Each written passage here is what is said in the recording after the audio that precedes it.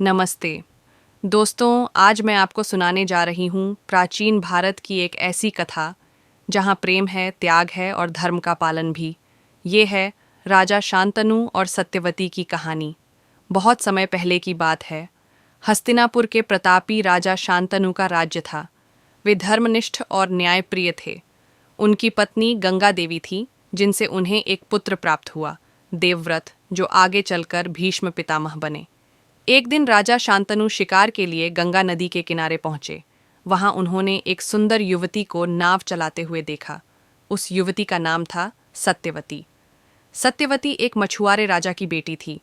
उसका असली नाम मत्स्यगंधा था, क्योंकि उसके शरीर से मछली की गंध आती थी। लेकिन एक दिन महर्षि पराशर ने उसे वरदान दिया, तेरे शरीर से अब दिव्य सुगंध आएगी और तेरा नाम सत्यवती होगा। साथ ही महर्षि पराशर ने सत्यवती को एक पुत्र भी दिया, महर्षि वेदव्यास, जो बाद में महाभारत के रचयिता बने। राजा शांतनु सत्यवती के सौंदर्य और सुगंध से मोहित हो गए। उन्होंने मछुआरे राजा से सत्यवती का विवाह मांगा, लेकिन सत्यवती के पिता ने एक कठिन शर्त रख दी, मेरी बेटी का पुत्र ही हस्तिनापुर की गद्दी का उत्तराधिकारी बने। राजा शांतनु के पहले से ही एक तेजस्वी पुत्र था, देवव्रत भीष्म। राजा इस शर्त को मानने में असमर्थ थे। वे दुखी होकर महल लौट आए। जब यह बात देवव्रत को पता चली तो वे स्वयं मछुआरे राजा के पास पहुंचे।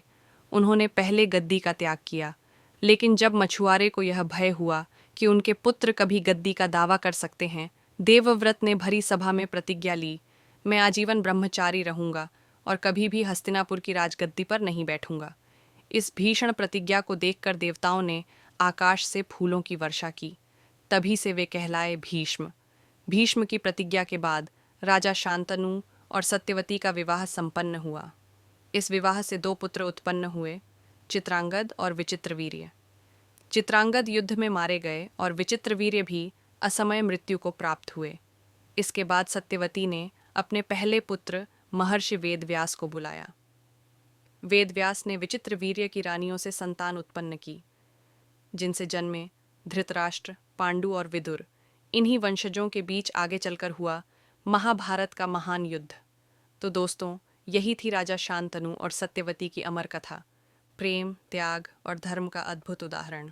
अगर आपको ये कहानी पसंद आई हो तो वीडियो को लाइक कीजिए, चैनल को सब्सक्राइब कीजिए और कमेंट में जय महाभारत ज़रूर लिखिए।